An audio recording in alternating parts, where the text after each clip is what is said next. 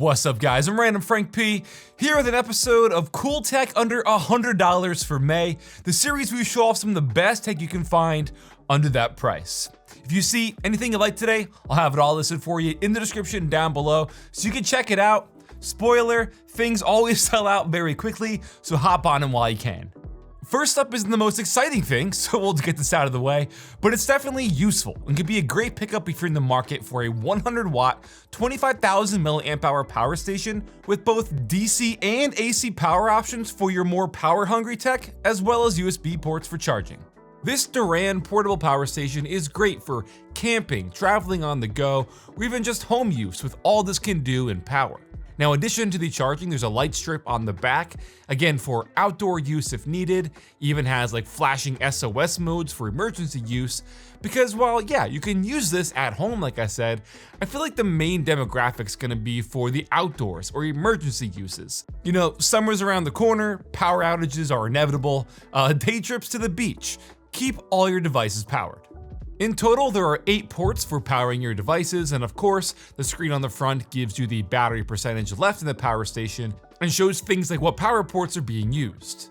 Now, when I first saw this online, I thought it was going to be huge, but it's pretty compact at 6.5 inches wide, weighs around 2.5 pounds, so again, third time now, if you're traveling and taking this on the go, it's not going to be an issue, won't take up much space at all.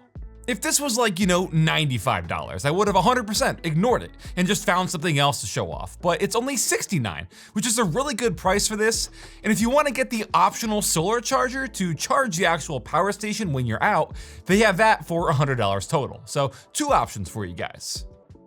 Next, we have some IEMs, and I've been pretty content with the Sennheiser IE100s I showed you guys last year, but these new Fosi IM4s have some pretty unique features at the price point of $100.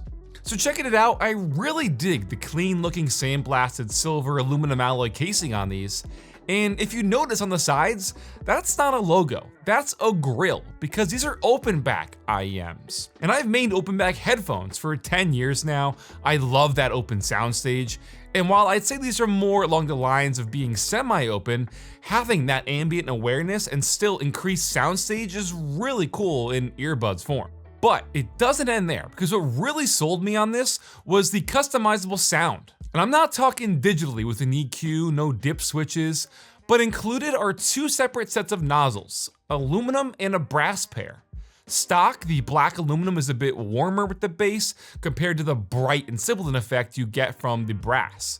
And guess what? Taking it even a step further, there's 3 separate sets of ear tips for more customization, with tips for a balanced sound, a set for bass, and then an enhanced bass set. Now, to give you an idea of what all those configurations actually sound like, I found a frequency response chart that measured all of those configurations, the 2 nozzles and the 3 ear tips, so you could visually see what they're actually doing and how it's affecting the audio. If this is all a foreign language to you, it shows that these are pretty bright and lively in the high end, which is only emphasized even more with those brass nozzles, so I keep the aluminums in, and then I paired them with the bass tips. I feel like to me that's the best sounding combo, but if you do like that clarity of the brass, then go with the deep bass tips to sort of even that out a bit. So despite it being a single 10mm dynamic driver, its internal dual chamber acoustic design is still going to provide full presentation with warm bass and customizable highs with those nozzles and tips. While open back may not be everyone's cup of tea, I always enjoy the wider soundstage. You know, I'd rather be immersed in the audio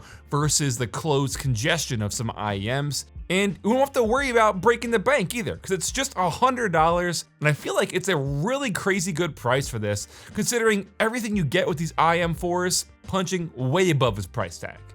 Now this next one's if you have a 3D printer. I'm admittedly very late to the game. I just picked up a Bamboo A1 Mini a few months back and I'm hooked, haven't stopped printing since.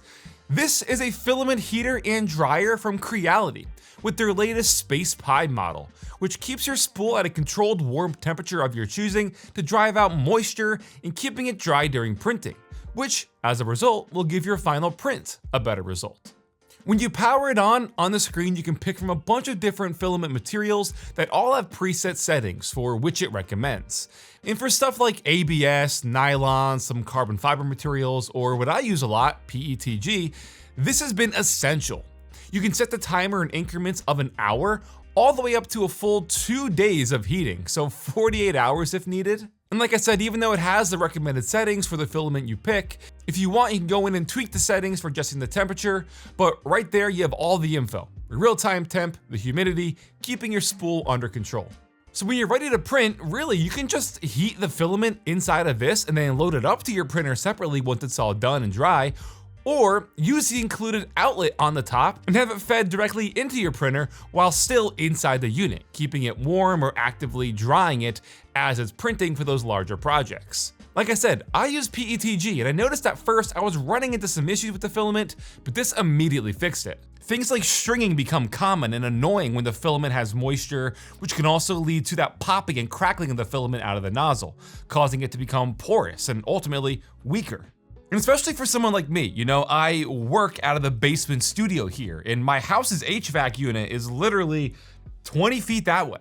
So naturally, the basement's always like 10 degrees colder than the house's ambient temperature, with some surfaces being like 15 degrees colder, which isn't ideal, obviously, for unused filament that's just sitting around. So having that ability to preheat the filament now has been an absolute game changer for my prints. Less stringy, smoother overall, and again, stronger prints in the end. And the cherry on top is, it's like $59, which I feel like is a crazy good price for this and how useful it is. And last thing before we move on, you guys know me, I'm always gonna keep it 100 with you guys. I love it, but the touchscreen is straight ass. Like, it reminds me of like those old calculator screens from back in the day. Once you get used to like the touch sensitive like pressure you need to apply to it, then it's easier to use, but that's easily the weakest part about it, is just how shitty the touchscreen is. But other than that, all good. Definitely would recommend it despite the touchscreen. And hey, if you want to pick up those Woz, you know, fidget key testers I was showing off in printing, stop by during my next Whatnot live stream. We have one coming up in June with a free MacBook Neo giveaway, and I'll have some of these fidget key testers you can pick up as well.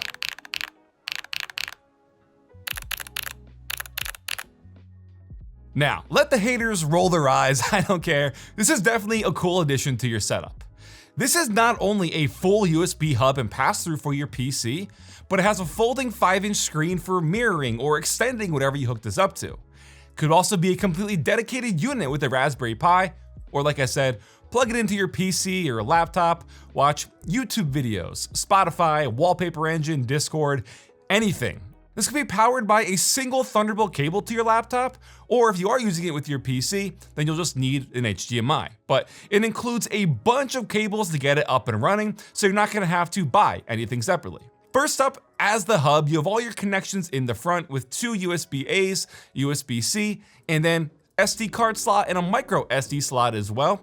So plug in your peripherals, your dongles, anything right into the front here and have it all connected and powered to your PC. As you can see, it's also very compact. It's like the size of a regular USB dock as it is. And I've seen dedicated hubs like twice the size of this, let alone this having that additional foldable screen. Speaking of which, at 5 inches, it's a stock 800 by 480p resolution. It can scale up to 1080p, but then it's gonna be just really hard to see all that crammed into 5 inches. So the stock 800p resolution is more than fine and is more than usable when it's right in front of you. And this is not the first, second, third, or 10th time I've showed off ways to integrate a secondary display into your setup, and it won't be the last either. Because when I find something like this that has all that extra added functionality of being a pass-through hub and a display, it really just makes your overall, setup better in the end.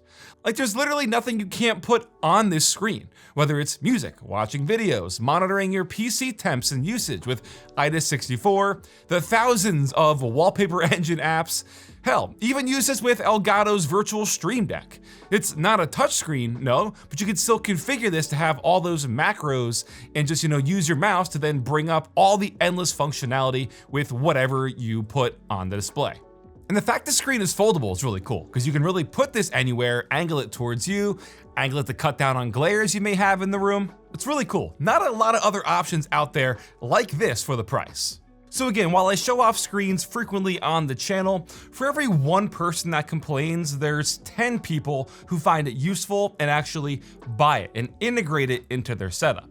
You guys forget, like I can see the analytics of these things. You guys purchase these secondary screens and stuff way more than anything else. So when I find one that's useful and under $100, I'm gonna show it off and give it the Random Frank P treatment. And then last but not least, a bit of a different one, but I always get asked about what watches I'm wearing during my videos. And while I typically bounce around between a few of my go-tos, recently picked up this Pagani design sport chronograph watch, which I think looks crazy nice for under $100. So I've talked about this before, but I'm an analog watch guy, right? I always just wind up not charging my smartwatches and then I never use it again. And honestly, these analog watches are just nicer. End of story. So enter the Pagani design Chronograph Sport Watch, a 40mm super clean looking white and black face with sapphire crystal glass, a stainless steel band, and as the name implies, the 3 subdials. Visually, I love the clean white aesthetic with the black accents around the face and subdials. And if you're not familiar, this is a complete homage to the $30,000 plus Rolex Daytona. Yeah, you heard that right. $30,000, or you can go the $96 option. Yeah, I think I'll take that alternative, thank you. Now I say homage because it's not a knockoff. The quality here doesn't feel like a knockoff. Pagani Design is a pretty popular Japanese brand and they make some great stuff. And it has some actual heft to it, which is nice. It doesn't feel cheap, it's not bulky. The 40mm face I think is a perfect sweet spot and it's the same size as the Timex that I wear a bunch, so this just feels right at home. Again, not the usual tech that I show off for you guys. It's not gonna break the bank despite having that $30,000 Daytona appearance. But with something like this that can go with like any outfit, business or casual, still qualifies for cool tech under 100, and I love it. So all right guys, that'll wrap it up for this episode of cool tech under $100 for May. Hope you enjoyed. Like I said, everything I showed off we listed for you in the description down below. If you like this video, give it a big thumbs up to show your support. Feel free to follow me on all socials at randomfrankp. And last, if you haven't already, hit that subscribe button. Hope y'all enjoyed. Have a good day.